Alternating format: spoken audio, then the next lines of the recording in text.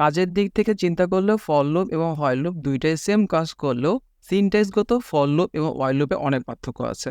একটু আগে ফর লুপে আমরা যে কাজটা করলাম 1 থেকে 10 প্রিন্ট করা, সেম কাজটা আমরা হোয়াইল লুপে করলেই তুই বুঝতে পারবে আসলে পার্থক্যটা কোথায়। প্রথমেই আমাকে একটা ভেরিয়েবল ডিক্লেয়ার করে আমাকে বলতে হবে এই মানটা কোথা থেকে শুরু হবে। যেহেতু আমরা 1 থেকে 10 পর্যন্ত প্রিন্ট করব, তাই শুরুতে ভেরিয়েবলে আমরা 1 দিলাম। দেন হোয়াইল লুপ এক্সিকিউট করার জন্য আগে হোয়াইল লিখতে হবে। দেন যে ভেরিয়েবলটা আছে আই, এটা শর্ত দিয়ে বলতে হবে কোথায় শেষ হবে। তো যেহেতু আমরা 10 পর্যন্ত চাচ্ছি, তাই এখানে 10 দিব। দেন একটা কোলন দিয়ে এই শর্তের পার্টটা শেষ করব। এখন আমাদের কাজ প্রিন্ট করা, প্রিন্ট আই। কিন্তু এভাবে করলে একটা বড়সড় ভুল দেখতে পাবা। দেখো রান করতেছি, এখানে কিন্তু আনলিমিটেড 1 দেখো আসতেই আছে। এর কারণটা হচ্ছে ফর লুপে যেমন বাই ডিফল্ট 1 করে মান বাড়ায়, হোয়াইল লুপে কিন্তু এরকম কাজটা হয় না। হোয়াইল লুপে প্রতিটা কাজ আলাদা তাকে বলে দিতে হয় যে এইটার পর এটা করতে হবে। তো যখন এখানে i এর মান 1 ছিল, তো এখানে 1 আসলো, দেখলো যে 1 10 থেকে ছোট, অবশ্যই প্রিন্ট i মানে প্রিন্ট 1 করলো। যেহেতু হোয়াইল লুপ ফর লুপের মতো কাজ শেষে 1 করে মান বাড়ায় না, তাই এখানে কিন্তু i 1ই আছে।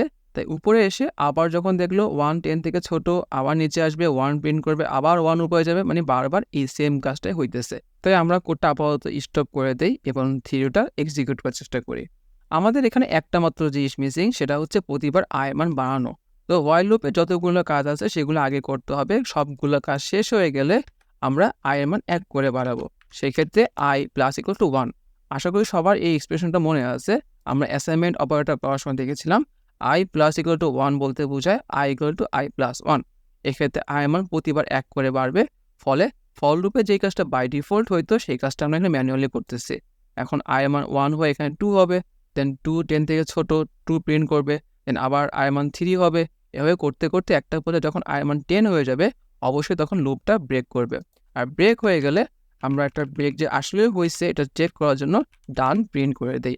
রান করে দেখতে পাবে 1 থেকে 10 প্রিন্ট করার পর ডান লিখতেছে। এখানে শুধুমাত্র 1 থেকে শুরু করা যাবে ব্যাপারটা এরকম না। এখানে চাইলে আমি 5 থেকেও শুরু করতে পারতাম, তখন 5 থেকে 10 পর্যন্ত হতো। এই কাজটা ফর লুপেও করা যাবে। রেঞ্জ ফাংশনের মধ্যে 5,11 দিলে তখন 5 থেকে 10 পর্যন্ত প্রিন্ট করবে।